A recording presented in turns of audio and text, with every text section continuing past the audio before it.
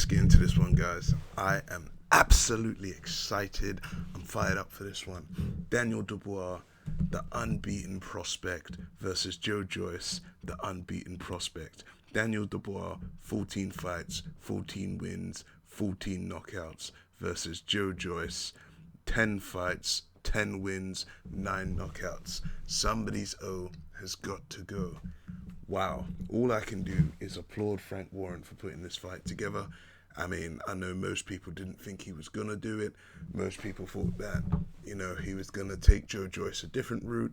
In fact, I can even say that I argued and partitioned for Daniel Dubois to have as many step-up fights as he wanted in the next sort of 2 to 3 years.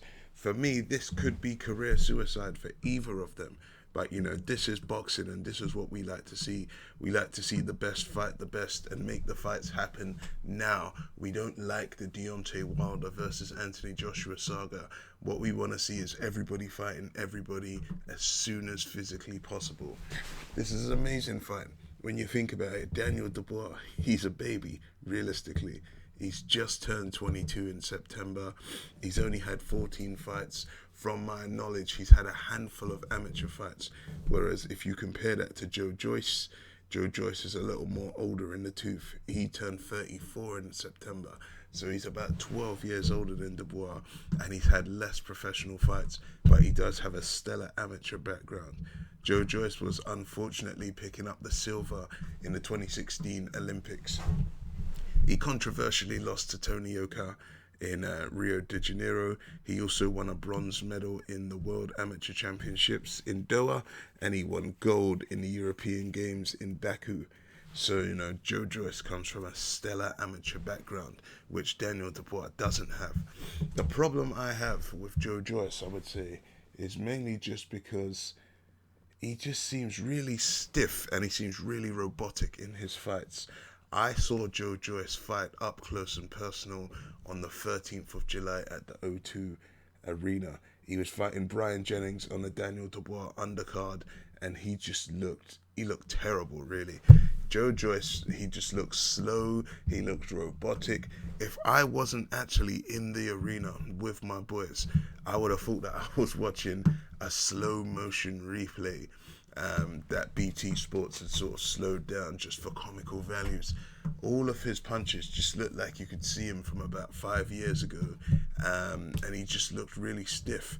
For a guy as big as Joe Joyce, he just doesn't really move like how, we've become accustomed to other big guys moving.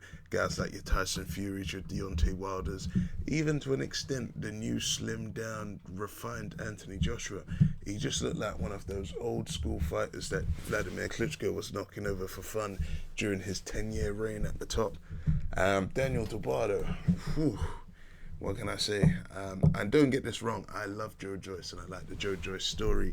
I like the fact that he came into boxing late, and I also like the fact that, he's not playing around and he's not messing around with anything because he's so old. All he can do is sort of just get on with his job and try and climb his way to the front. The thing about Joe Joyce for me is that because he's so bloody old, I think he'll only have one shot at a world title. But then again, we could look at him in a Luis Ortiz sort of thing. He's 34. Luis Ortiz didn't get his first title shot until he was 38.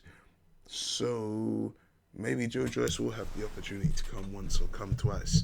Who knows? But it's a great fight. I mean, two prospects. I mean, there's a bunch of pointless belts on the line. I know the WBA gold title's on the line. I know the WBC silver belt is on the line. I know the WBO make-believe found under your bed belt is on the line. Don't be surprised if the British or Commonwealth title's going to be stuck on the line too. And yeah, it's a great fight. I mean, Joe Joyce, he had options. He had the chance to go and fight Filip Hrgović for the European title, but he said no. I think the main reason why he said no is because our Uncle Frank, good old Frank Fish Eyes with a dent in his head, borrowing those bars from somebody else, he's sticking this on pay-per-view. We have to pay $19.99 for this fight. But you know what, guys? I think everybody, and I mean everybody, go out and pay for this fight or get down to the O2 if that's physically possible for you. We need to start supporting boxers. At the end of the day, guys, we've seen there's been a lot of guys that step in the ring, and some of them unfortunately do not leave, or some of them leave the ring in in a vegetated state. These guys are putting their body on the line and risking it all for our entertainment.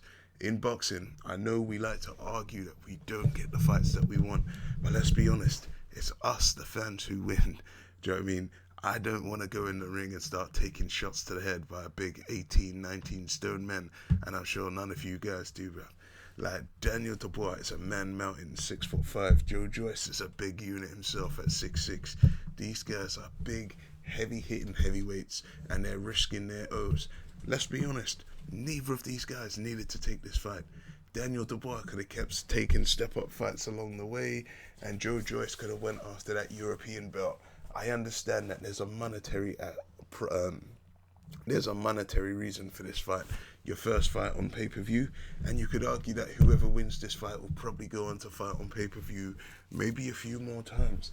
Also, whoever wins this fight will definitely be at that fringe world level sort of status. And there's big fights that can be made.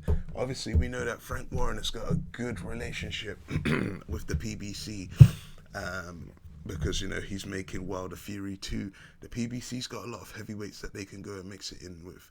The winner of this fight could go and fight the likes of a Bermain Stavern, a Charles Martin, a Dominic Brazil, a Kawanaski if you were that brave. Do you see what I'm saying? There's a lot of big step-up fights out there for you.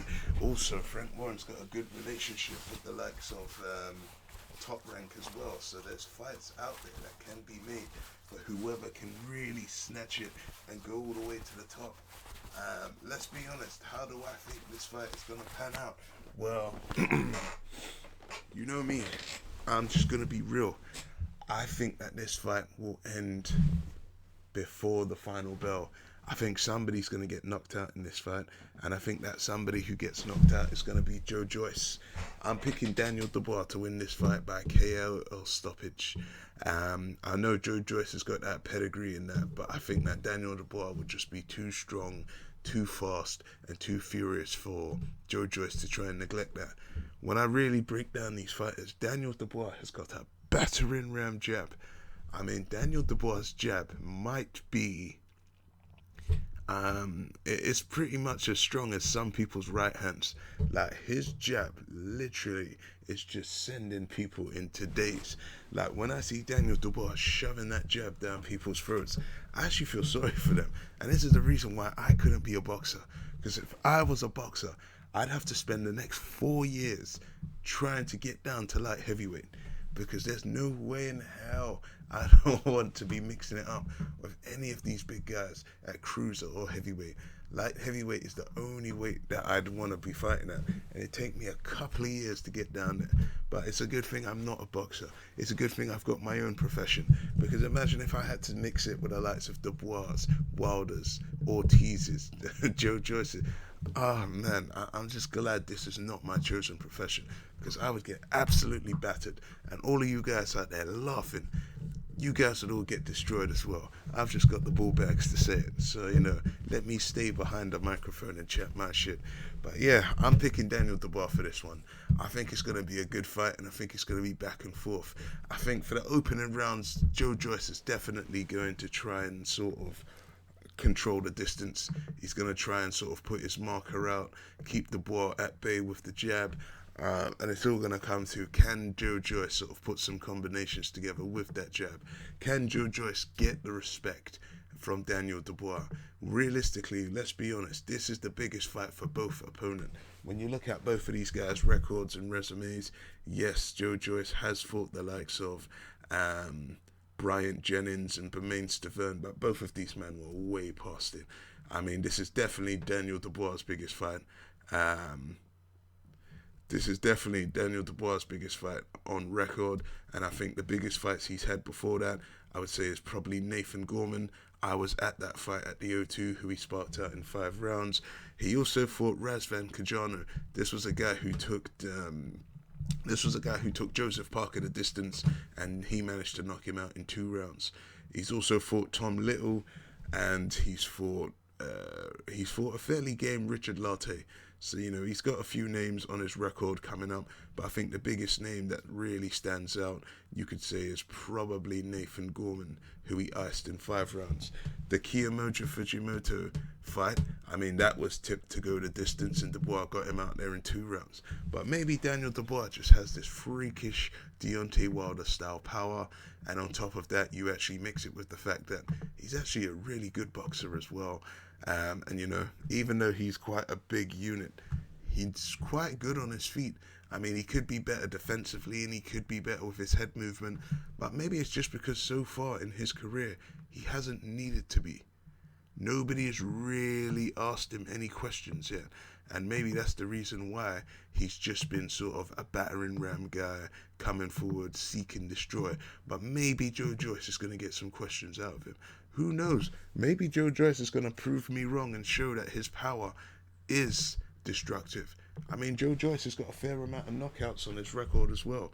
Maybe I need to put some respect on Joe Joyce's name. I don't know. I mean, when you look at Joe Joyce, he's got every fight's been a knockout bar one. He's knocked out Ustinov. He's knocked out Stavern. He's knocked out Igor Kaladze. He knocked out Lenroy Thomas in 2 rounds. These are good fights for your step up. He knocked out Ian Lewison in 10 rounds. And this is a guy that took Dillian White. He knocked out Ian Lewison in 8 rounds. And it took Dillian White 10 to get him out of there. So maybe, just maybe, I'm being a little bit too harsh on Joe Joyce.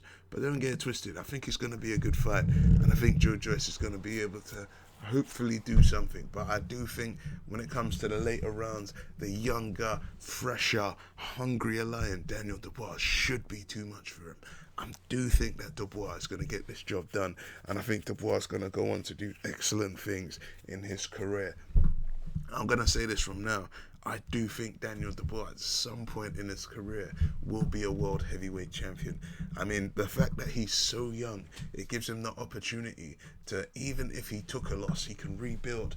Look at Hughie Fury. He's the perfect example. He's got 3 losses on his record and he's still coming back because he took these fights at a young age and it's been a learning contest. I'm not saying I think he's going to win. I mean, I'm not saying I think he's going to lose, and I hope he doesn't. But I think that, he's got the ability to go and mix it with the big boys, learn, and come back if he falls short.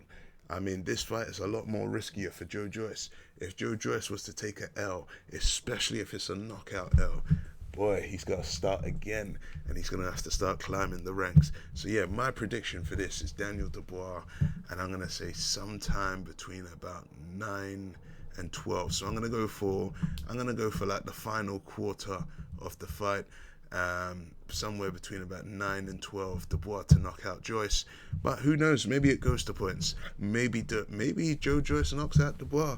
Maybe Dubois has just been fighting bums and looks good. All of these questions will be answered on April the 11th, guys. Spend the £20. Please support these fighters or go to the O2. I was looking at the prices with a couple of my boys yesterday, and I just think that the prices for this fight is just astronomical. Like nosebleed seats being up with Jesus Almighty God, you're looking at £57.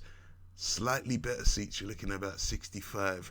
And for the good seats that I usually get at the O2, those seats are about £97. Like, I don't know what Frank was thinking with this pricing strategy, because none of these guys aren't particularly big name stars. But I'm guessing because he's rolling the dice, because he's sticking it on pay-per-view, he's thinking to himself, fuck it, I'm going to turn the winner of this into a star and the loser can come again. Maybe the loser in his rebuild fight can fight Nathan Gorman, and the winner can go on to fight maybe a FA Jagbar or somebody else that Al Heyman's got laying around. Who knows? Anyway, guys, I've been waffling long enough. Leave a comment, hit like, hit subscribe, share this video. Let me know who you think's going to win this fight. That's the end of the show, because Remstar says so. Daniel Dubois and Joe Joyce are set to battle it out on the 11th of April at the O2 Arena. Ladies and gentlemen, you're watching Remstar Says So.